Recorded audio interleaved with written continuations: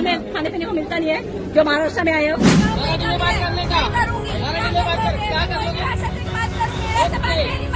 महाराष्ट्र को बनाने में ना बिहारी और यूपी का अहम योगदान है। दुनिया का सबसे पुराना यूनिवर्सिटी कहाँ है तो बिहार में है। दुनिया का सबसे लंबा वाईफाई जोन कहाँ है तो बिहार में है। आपकी भी केंद्र में सरकार है और बिहार में भी एनडीए की सरकार है और महाराष्ट्र में भी एनडीए की सरकार है।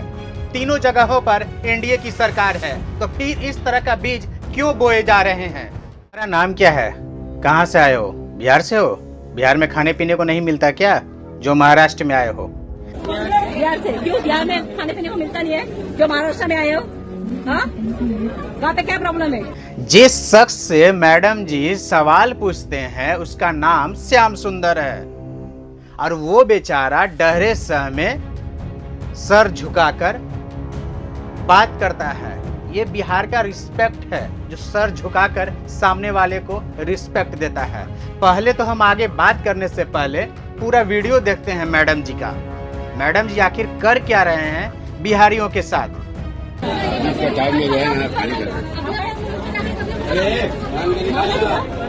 नाव नहीं खुला, मी नाव विचारलं तुला, नाव काय आहे?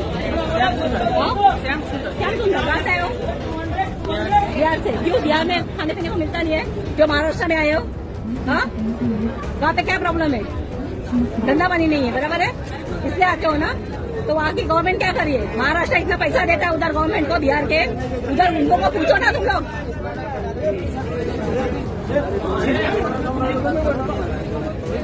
आप लोग उनसे मांग सकते हो, बोल सकते हो। आप बोलोगे ही नहीं तो कैसे चलेगा?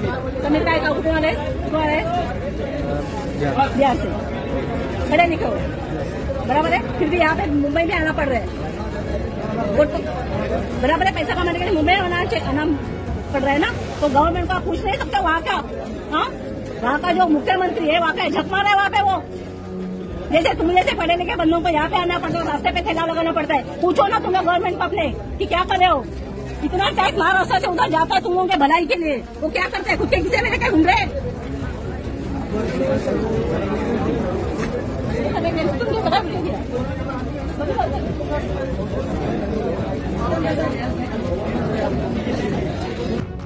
मैडम जी का जो इशारा है बिहार में खाने पीने को नहीं मिलता क्या, जो बिहार की गरीबी को दर्शाता है, बिहार की विकास की योजनाओं की कमी को दर्शाता है।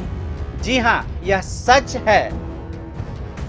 बिहार में प्रतिभाओं की कमी नहीं है, उन्हें बिहार में अपने ही राज्य में योग्य नहीं समझा जाता है। लंबे समय से बिहार में उद्योग का अभाव है, बेरोजगारी दर अधिक है, भ्रष्टाचार और प्रशासनिक अक्षमता में उलझ जाती है बिहार की विकास की योजनाएं। जी हाँ, यही कारण है कि बिहारी अपने आजीविका के लिए दिल्ली, गुजरात, पंजाब जैसे, महाराष्ट्र जैसे राज्यों में जाते हैं। आप पहले ये वीडियो देखिए कि किस तरह से मराठी बोलने के लिए मजबूर किया जा रहा है इन लोगों को। आप पहले वीडियो देखिए ये पूरा। हाँ, आम्हाला पण येत नाही हिंदी, मराठीत बोलणार बोल। हमको तो हिंदी ही आता है, हम हिंदुस्तानी है, हम हिंदुस्तानी है। गाँव क्या है? तुमने यहाँ पे क्या अपना कॉपीराइट ले रखा है क्या? कॉपीराइट ले रखा है।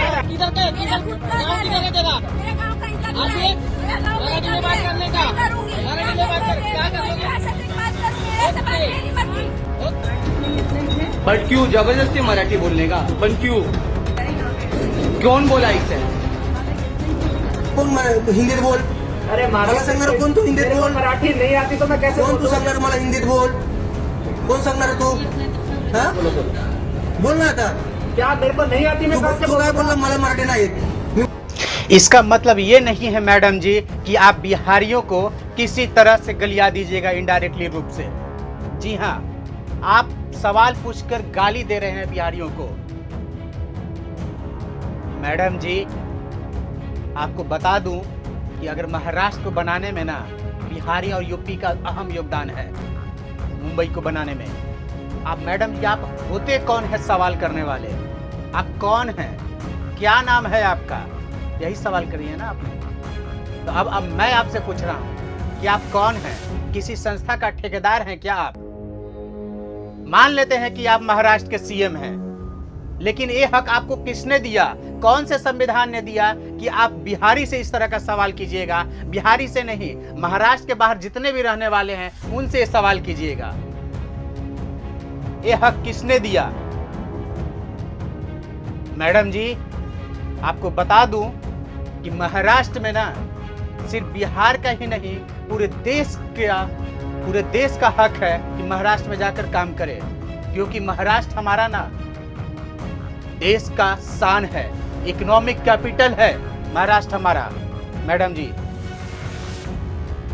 लेकिन ये समझ में नहीं आता, बिहार में भी एनडीए की सरकार है, महाराष्ट्र में भी एनडीए की सरकार है, कुछ ऐसे असामाजिक तत्व कहां से बिल से निकल आते हैं कि जो किसी भी तरह भाषा पर प्रेशर डालने लगते हैं कि आप मराठी भाषा बोलो, हिंदी आप नहीं बोलो, महाराष्ट्र में रहना है तो मराठी बोलो, हिंदी बोलने नहीं देंगे, अगर यहाँ रहना है तो मराठी बोलकर काम करो अपना। ये हक किसने दिया?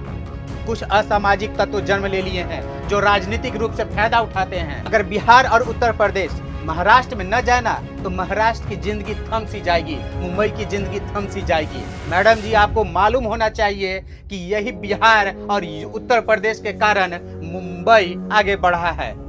मुंबई को बनाने में ना बिहार और उत्तर प्रदेश का अहम योगदान है मैडम जी, तभी आपकी आज ये भाषा बोल रही हैं आप। क्यों नहीं सलमान खान, आमिर खान, अमिताभ बच्चन और मनोज वाजपेयी को बोल रही हैं? सड़क किनारे, प्लेटफॉर्म किनारे, रेलवे स्टेशन किनारे बेच रहे दुकानदारों से आप बात कर रही हैं इस तरह की। यह दिखाता है आप दो कौड़ी के इंसान हैं। जी हाँ मैडम जी, आपको मालूम होना चाहिए, इतिहास पलट कर देखिए, दुनिया का सबसे पुराना यूनिवर्सिटी कहाँ है? तो बिहार में है। दुनिया का सबसे लंबा वाईफाई जोन कहाँ है? तो बिहार में है। दुनिया का लंबा हाईवे कहाँ है? तो बिहार में है। मैडम जी, उत्तर प्रदेश के बाद ना बिहार ही राज्य है जो आईएएस अधिकारी देता है सबसे ज्यादा। मैडम जी, दुनिया को 0 देने वाला आर्यभट्ट बिहार से है। और कितना गिनाए मैडम जी? अगर ज्यादा गिनाएंगे तो वीडियो लंबा चला जाएगा मैडम जी। दुनिया का सबसे पुराना हिंदू मंदिर कहाँ है? तो बिहार में है मैडम जी। और कितना गिनाऊं? अगर उंगलियों पे गिनाना शुरू करूं ना मैडम जी तो आप वीडियो नहीं देखिएगा, आपको वीडियो देखते देखते महीनों बीत जाएंगे मैडम जी। आप इतिहास पलट कर देखना फुर्सत में। लेकिन सवाल ये है कि महाराष्ट्र में भी एनडीए की सरकार, बिहार में भी एनडीए की सरकार, तो फिर नफरत की बीज क्यों बोए जा रहे हैं आम पब्लिक में? क्यों राजनीतिक फायदे के लिए आम पब्लिक को फंसाया जा रहा है? क्यों? महाराष्ट्र हमारा इकोनॉमिक कैपिटल है, पूरे देश का हक है वहां जाकर काम करना, वहां जाकर रोजगार करना। क्यों इस तरह के नफरत बोए जा रहे हैं? ये सवाल एनडीए सरकार से है और केंद्र सरकार से भी है, क्योंकि आपकी भी केंद्र में सरकार है और बिहार में भी एनडीए की सरकार है और महाराष्ट्र में भी एनडीए की सरकार है। तीनों जगहों पर एनडीए की सरकार है, तो फिर इस तरह का बीज क्यों बोए जा रहे हैं, नफरत का बीज? आपको मालूम होना चाहिए कि 2008 में भी राज ठाकरे की पार्टी ने भी कुछ ऐसा ही किया था। उस समय बिहारियों को निशाना बनाया गया था, खास करके उत्तर भारतीयों को निशाना बनाया गया था, खास करके बिहारियों को भी निशाना बनाया गया था। 2008 में auto driver, training centre, coaching और नौकरियों पर निशाना बनाया गया था। तो ये कब तक झेलता रहेगा बिहार और बिहारी बाहर में सुनते के साथ गाली लगता है, लेकिन अब बिहार में जन्म लेने वाला गर्व करता है कि हम बिहारी हैं। पहले भी गर्व करता था और अब भी गर्व करता है कि हम बिहारी हैं। आखिर कब तक बिहारियों को देश भर में प्रताड़ित किया जाएगा? क्यों नहीं हम बिहार में उद्योग लगाते हैं? क्यों हम पलायन के लिए मजबूर करते हैं बिहारियों को? यह सरकार की कमी को दर्शाता है। आप सड़क, पानी, बिजली सब दे दिए, लेकिन उद्योग क्यों नहीं दिए, रोजगार क्यों नहीं दिए? जो पलायन के लिए मजबूर करते हैं बाहर जाने के लिए, और वही बिहारी जब बाहर जाता है तो प्रताड़ित किया जाता है उन बिहारियों को। हम बिहारियों को प्रताड़ित किया जाता है बाहर में, बाहरी कहकर घुसपैठी कहा जाता है बिहारी को। आखिर ये कब तक बिहार झेलता रहेगा? प्रताड़ना कब तक झेलता रहेगा बिहार? बिहार में प्रतिभाओं की कमी नहीं है, योग्यता की कमी नहीं है, उन्हें अपने ही राज्य में योग्य नहीं समझा जाता है। हमें हक चाहिए पूरा देश में। यह न सिर्फ संविधान के खिलाफ है, बल्कि भारतीय एकता, भाईचारे को भी ठेस पहुंचाता है। आखिर कब तक बिहारियों को प्रताड़ित किया जाएगा? चलिए आप भी कमेंट कर बताइए, क्योंकि वर्तमान समय में वीडियो बहुत सारे महाराष्ट्र के वायरल हो रहे हैं, जो मराठी बोलने के लिए मजबूर किया जा रहा है कि अगर मराठी आपको आता है तो महाराष्ट्र में रहिए, महाराष्ट्र में काम कीजिए, महाराष्ट्र में रोजगार कीजिए, नहीं तो अन्यथा बाहर जाइए। मराठी बोलना आना चाहिए आपको अगर महाराष्ट्र में रहना है तो।